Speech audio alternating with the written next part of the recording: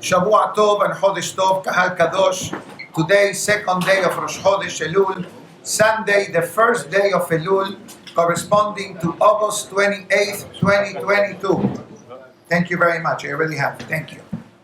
The special breakfast today in honor of Rosh Chodesh has been graciously sponsored by Mr. and Mrs. Yada Kasab as a Seudat HaKadosh Baruch Hu and in honor of Rosh Chodesh Elul.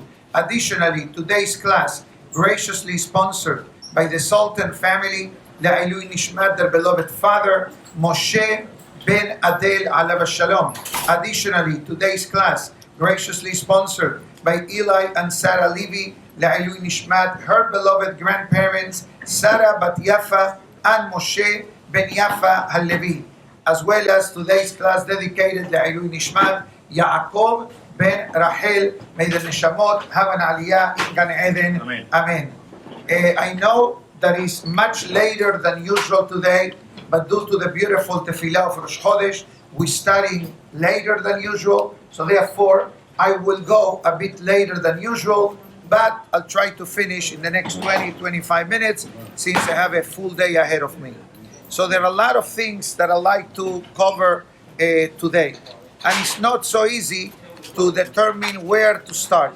We know that there is a beautiful concept and tradition brought down in the Sefarim HaKedoshim, the concept of reading or learning rather the holy book known as Tomer Deborah, written by Rabbi Moshe Cordovero. So in a few moments we'll start with the first message of the day. The book is divided into 30 days, so every day we try to cover one practical message for life, especially in honor of the month of Elul. I am not going to go through the biography of Rabbi Moshe Cordovero because I did it over a month ago. So if you would like to learn all about this great tzaddik who lived approximately 500 years ago, go to itorah.com, search for my class given on a Friday, July 22nd, 2022, and there you will be able to listen a lot of fascinating insights about the life of the great Rabbi Moshe Cordovero, Zachutoy Yagena Aleinu, Amen. Before we begin with Rabbi Moshe, I'd like to discuss the particular concept of the month. I discussed this topic many months ago concerning the power that every Rosh Chodesh carries on its own right and its own merit.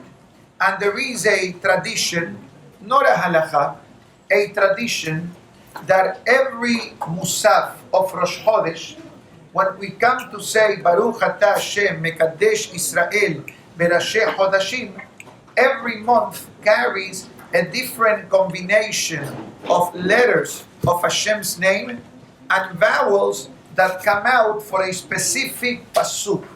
So I have the chart in front of me, and the Bnei Issachar discussed this at length, quoting the great Rabbeinu Ha'ari and the Midrash of Tehillim, describing that how powerful is this concept. So I do have access to a card that I given out in the past, I believe, and this is the Bnei Issachar from the back. Many Sidurim do have it. So let's look quickly at the month of Elul. So the month of Elul pasuk is Uzdaka Tihielano Ki. Tzedakah will be to us because.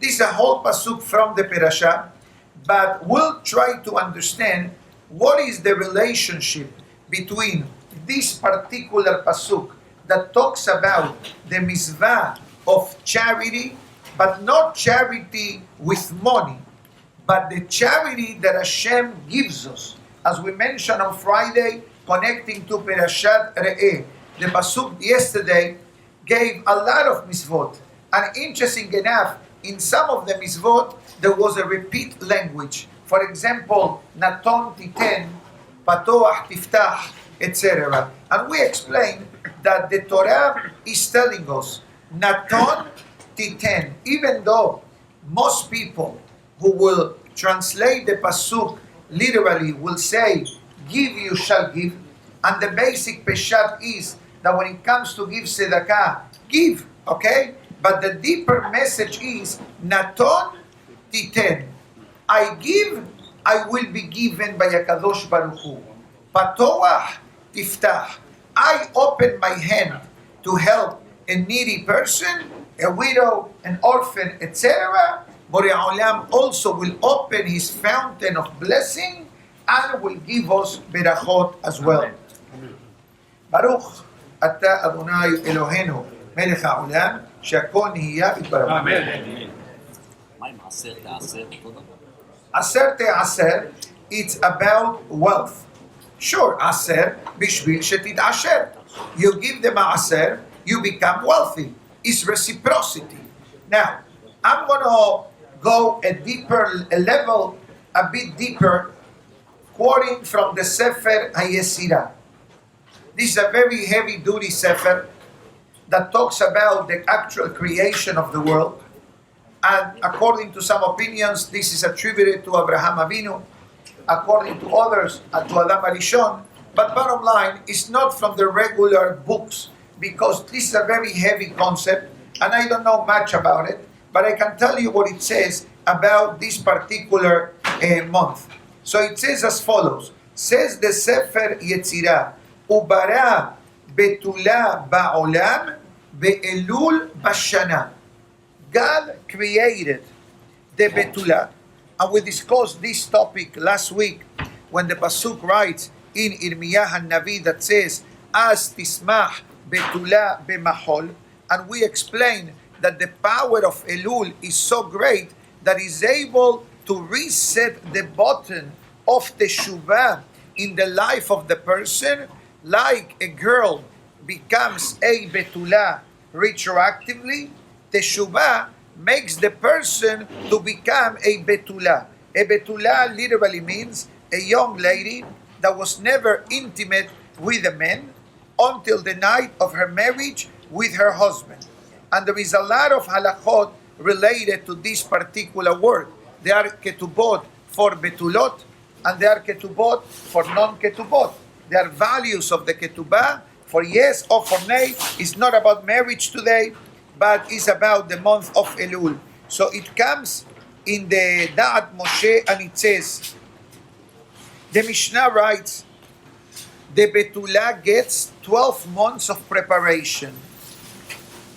I know that today we don't advise people to take too long between engagement and marriage. That's actually a recipe for disaster. It's very dangerous from the emotional aspect, from the spiritual aspect, the shomer negi'ah, etc.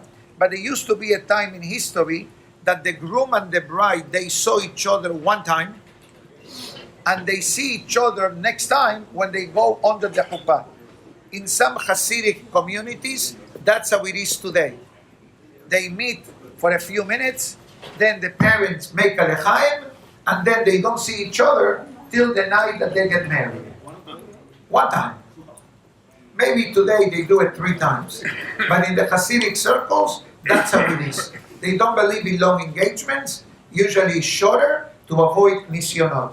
So it says, Notnim la betula yod bet chodesh. For a betula to prepare herself for her marriage, she will be given back then 12 months to be ready. So says the Sefer HaYesira, what is the spiritual connotation of a betula? And I apologize in advance to the wonderful female audience of iTorah.com, because I will have to say a few things that to say this in front of ladies is inappropriate. But it's all the Shem Shamayim, and we need to understand what a Sefer HaYesira is saying. It says that a girl, a young lady that is tehorah, that is pure, and she never did anything prior to her marriage, it puts her in a very high level of Irat Shamayim, which today you need to pray for this. And therefore it says, Sefer HaYetzirah, Betula merumaz ala saddik shelo ta'am ta'am het. It says a betula, a holy young girl, it's related or is compared to a righteous person who never tasted the flavor of sin. And that's what it says. We give the betula 12 months, meaning that tzaddikim don't need the month of Elul to do teshuvah. Why? Because they are tzaddikim, so they are in constant action, they are in constant training. So who really was Elul given to? The rest of us. Although could be there's some tzaddikim here, but not everybody that we call tzaddik, it means that he is a tzaddik. We hope that the person becomes a tzaddik. But it says tzaddikim don't need Elul because every day they have teshuvah. We mentioned this the other day when we quoted the pasuk, I believe that comes from Iyov, that says, Sheva ipol tzaddik bakam. The righteous falls 7 times and he gets up. And Rabbi Sadok HaKohen asks, why do you call him a tzaddik if he falls? It says very simple, because bakam, he's able to get up. We say this every day in our prayers. Batitpalel Hana, remember? Batitpalel Hana at the end of the says, Ki nafalti kamti, Ki yeshev b'choshech Hashem or li. Even though that I'm falling, I'm able to get up. And even though that I'm surrounded by darkness, Hashem is my light. Hashem is my redemption. And therefore, the month of Elul, we understand that says, Ubara betula ba'olam, that the world was given an opportunity to give a person the opportunity to do teshuvah and to reset their button, and that's why we say bara betula ve'elul bashana. What is the meaning of the word shana? Year. You know what else the word shana means? To change. So when we say Rosh Hashanah is leshanot, meshane makom, meshane mazal, is the change. Beshar berafa lo. And when a person wakes up and takes advantage of the gift of Elul, as we heard last night from Rabbi Meir Eliyahu, that we had the zechut of being with him this Shabbat, he mentioned a very interesting concept.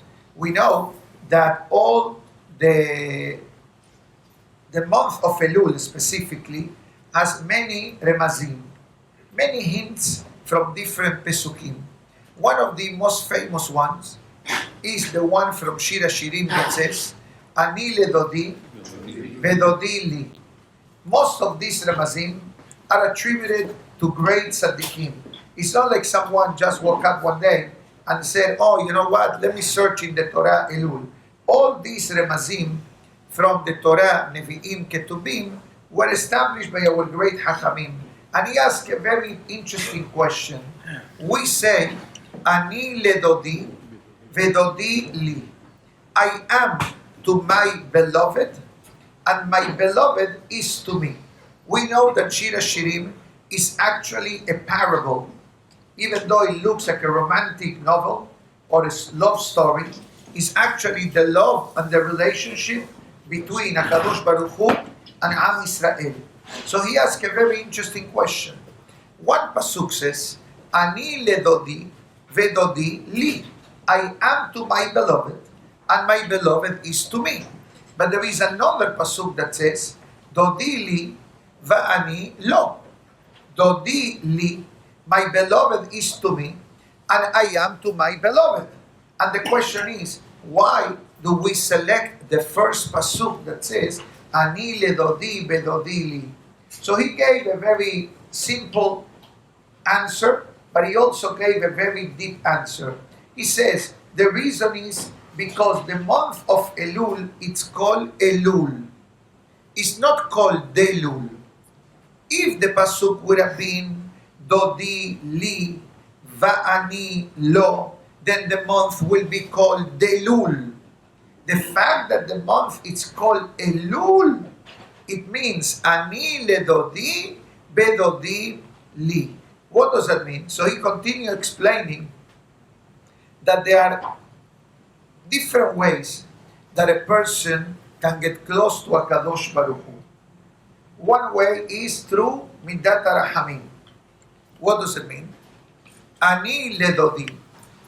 I decide to take a step closer to HaKadosh Baruch Hu. Every step that I take, it gets me closer to Hashem. Shlomo HaMelech says, Im ta'azbeni yom, yomai me'azbeka.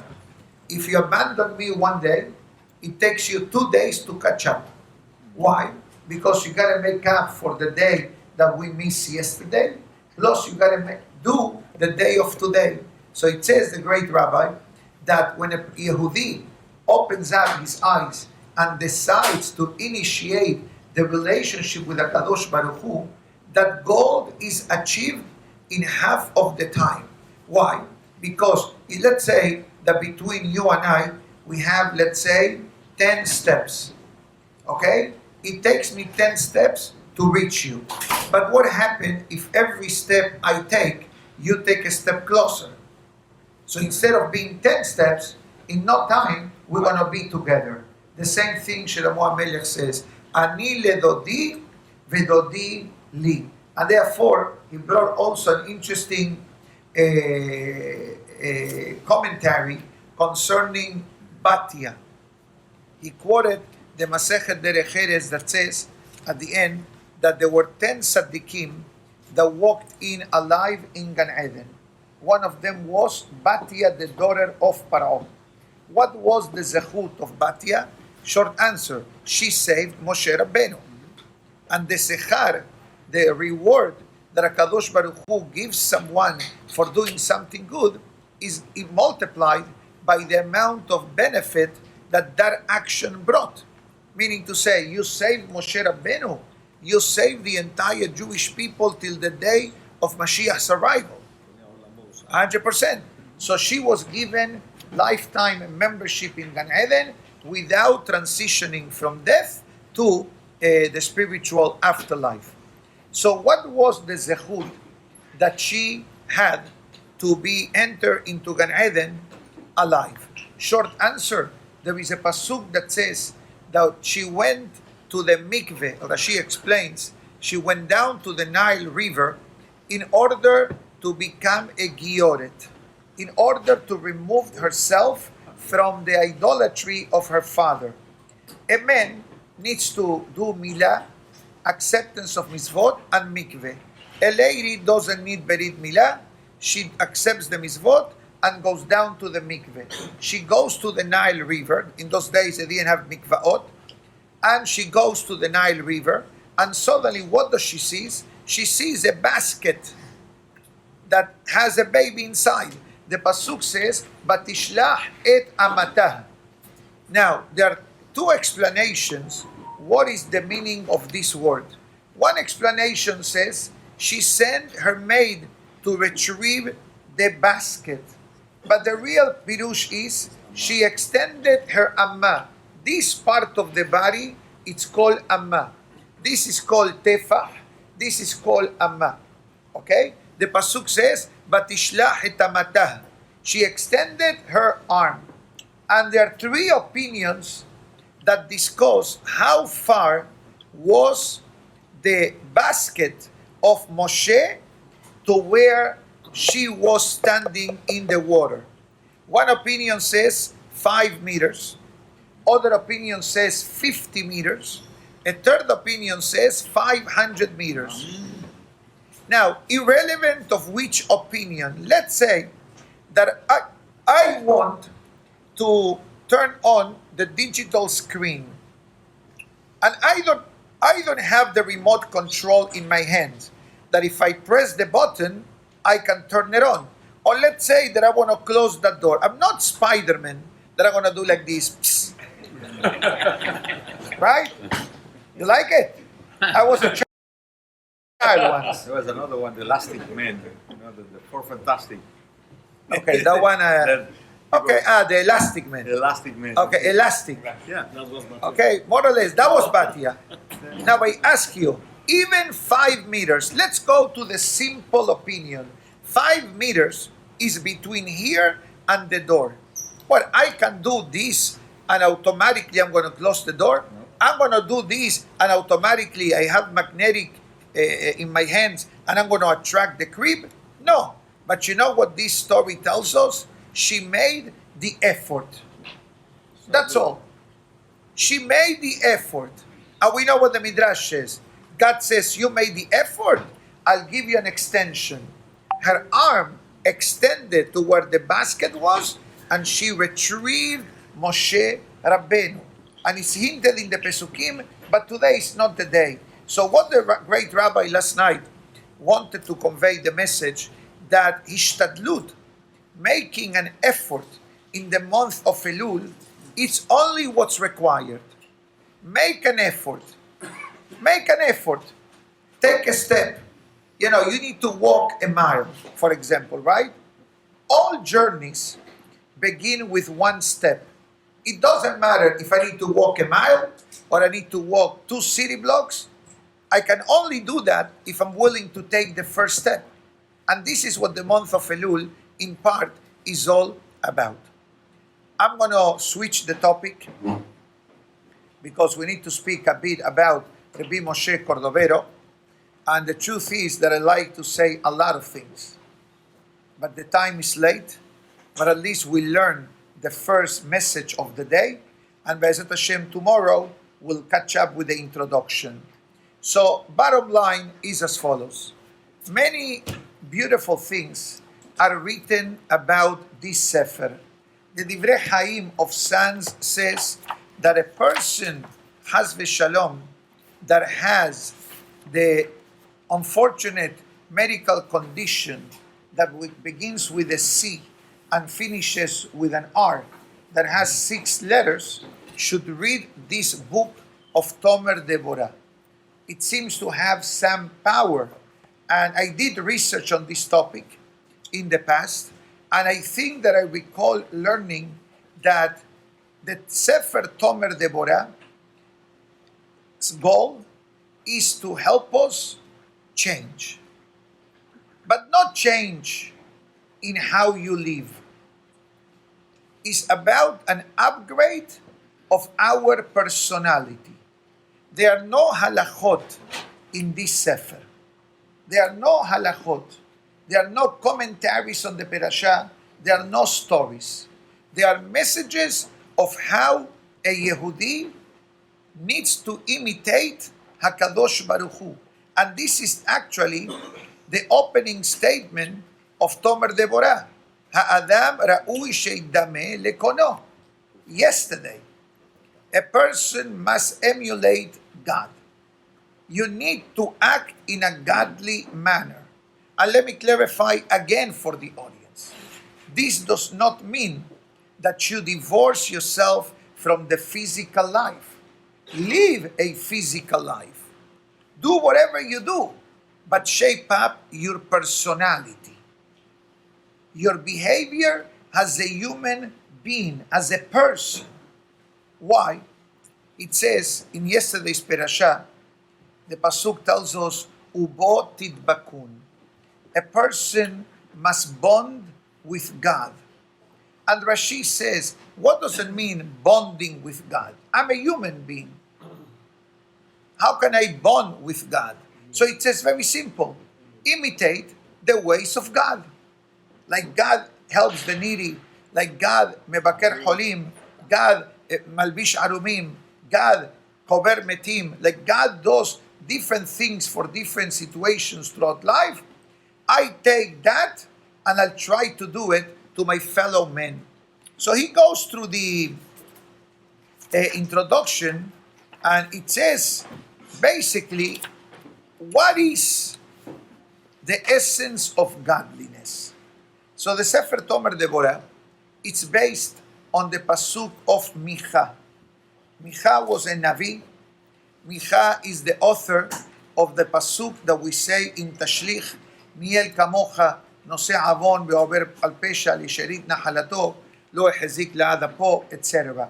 This verse of Micha is connected to the 13 attributes of mercy of HaKadosh Baruch Hu. So it says that Hashem, it's called Melech Aluv, Melech Ne'elav, Sobel Elbon. What does it mean? So it says, God gets insulted frequently. People insult God. Now let's clarify. It doesn't mean that you insult God verbally, because if you do that, you know the consequences. But insults God with actions. That a person does something and Hashem doesn't like it. And that is the Torah in a way. The Torah gives us guidelines. 248 positive commandments, 365 negative commandments. Negative commandments means don't do them. Stay away from them. Because that distances us from HaKadosh Baruch Hu. So it says, Rabbi Moshe Cordovero, and it says, even though that God is insulted by our deeds, yet HaKadosh Baruch Hu doesn't shut down the source of life into the person. Wouldn't it be easier for God to have a better world and to have good soldiers, to activate judgment immediately? You want to eat something taref, suddenly your mouth doesn't open. You want to drive on Shabbat, the car dies. You want to go to play in the casino, and suddenly the machine gets stuck. You want to dress without tzeniut, suddenly the zipper breaks. Would be easy. Would be easy. But guess what? That's not the purpose of life. Because the moment that happens, that means that there is no behira hofshit. There is no freedom of choice. So then we become robots. And to be robots, there is no purpose in the creation of the world. You can say Kaddish to the world and Chalas. Go back to prehistoric time before Adam and Hava. And the world will be gone and will be only spiritual life. But that's not the purpose of the essence of godliness and the essence of the Torah. Lo bashamayim, the Torah says. The Torah is not for the spiritual worlds. The Torah is for the physical world. And our mission, as says the Baal Shem Tov, is to combine both aspects of life, the physical and the spiritual.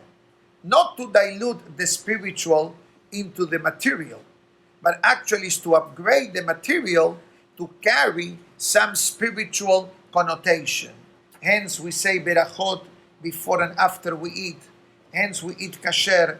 We check the suits for shatnez. We don't travel on Shabbat. We live next to the synagogue. We'll send our kids to Torah education systems, etc. So the Torah is not telling you, if you want to get close to Hashem, you need to become an angel. You need to become a Martian. No. The Torah says, be a human, but bring godliness into your life. Design. Okay, now, Hashem gives life to the person. God could have said, I gave you life. I gave you money. But you're going to use your money to gamble. You're going to use your money to buy non-kosher stuff. You know what? You want to do a sin? Do it with your money. Not my money. That's what Rabbi Moshe Cordovero says. But I don't know anyone who, when they wake up in the morning, they wake up in a homeless shelter because the day before they did averot. And I don't know anyone that when they wake up in the morning, instead of having a Lexus or a Tesla, they have a bicycle.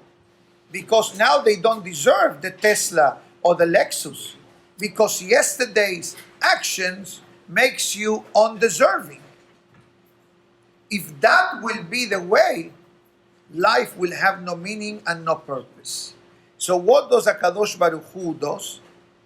Baal Chesed. God gives still the person a chance. Every day is another chance. I don't know, and I don't think that no one can answer you, how many chances God gives the person. And that's why the first chapter says Rabbi Moshe Cordovero, to emulate HaKadosh Baruch Hu is sablanut. What is the meaning of sablanut? Like tolerance, patience. It says, because if God will have no patience for us, we will not be alive. So it says, you want to imitate God? Display sablanut to your fellow men. Person number one that sablanut must be displayed to is at home. Your wife, your children. Like the Pele Yoez says, to have sablanut is not an option. To have sablanut, it's a mandatory requirement in life. Davar muhrach, he says. It's not negotiable. Oh, you know what? I'm not going to be patient. I'm going to be generous, but I'm not going to be patient. Says the Pele Yoez, there is no such a thing. You need to have patience in life. Otherwise, you grow desperate and your emunah becomes shaky, and then you ruin people's lives. Now, do you need to be constantly with sablanut? The Pele Yoez says it all depends. Certain situations require more, certain situations require less, but when it comes to marriage, parenting, and the rabbinate, you need to calibrate the sablanut in the proper way. And when we act in this way, in a way we are displaying the way Hashem acts towards us. What do you think? I don't do averot? I do, every day. Every day. Maybe you don't, but I do. Asher ya'aseh tov velo yacheta. Obviously, there are different levels of sins. You know, I do. I'm a human. Sometimes I do less. Sometimes I do minor. It's part of life, part of the Yetzer Hara. I'm not justifying it. God forbid. And that's why. That's why you do tshuva. 100%. That's why it says here that in the month of Elul, a person should do fishfush ma'asav kol laila. When you go to sleep at night, this is between you and God, no one else. Go through the day. Look at the moment you woke up till the moment you go to sleep. I've done it and I do it often. It doesn't take too long. No, Shema is Shema. No, you said No, but that's lip talk. This is Heshbon and Nefesh. That's lip service. And that's why it says here in the introduction to the Tomer Devora that the segullah to heal someone sick with the mahala is not reading the book. It's learning the book and trying to apply the daily lessons that the book brings. Because that causes a change on the person. And the Gemara says, Shelosha devarim. There are three things that change the mazal of the person. Meshane makom, meshane shemo, meshane ma'aseh. Either you relocate, either you change your name, or you have a change of action. The Tomer Devora is all about change of action. So maybe the person that got sick, Chas v'shalom, was one person, but a month later, that he or she is learning from the book, and gradually they trying to improve it to become better, is a different person. Now you're a different person, you have a new identity. Now you have a new identity, we remove the mahala. Powerful. I'm not telling you don't go see an oncologist, Chas v'shalom. But you go do whatever you need to do. But also learn. From the Sefer, I'm going to show to the audience in iTorah and to the physical audience here.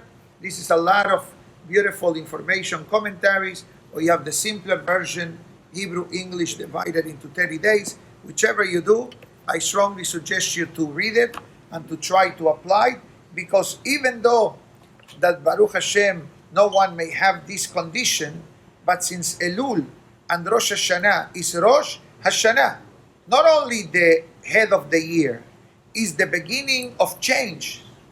The beginning of change. And the beginning of change doesn't start Rosh Hashanah. If we wait till Rosh Hashanah to change, we miss the boat. That's why the Shalach Kadosh quotes a pasuk that says, Aryeh sha'ag mi lo ira. A lion is roaring.